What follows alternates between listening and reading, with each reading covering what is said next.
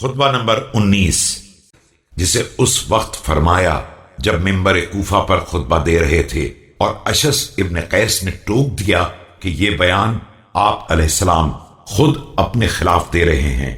آپ علیہ السلام نے پہلے نگاہوں کو نیچا کر کے سکوت فرمایا اور پھر پرجلال انداز سے فرمایا، بسم اللہ الرحمن الرحیم۔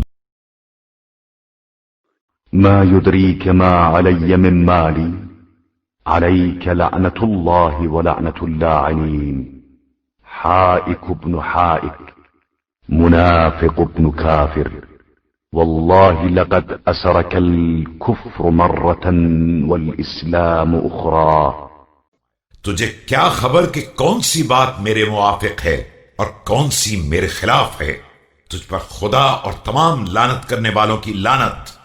تو سخن باف اور تانے بانے درست کرنے والے کا فرزند ہے، تو منافق ہے اور تیرا باپ کھلا ہوا کافر تھا۔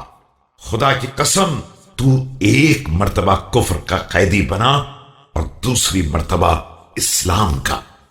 فما فداك من واحدة منهما مالك ولا حسبك وإن امرأ دل على قومه السيف وساق إليهم الحتف لحري أن يمقته الأقرب ولا يأمنه الأبعد۔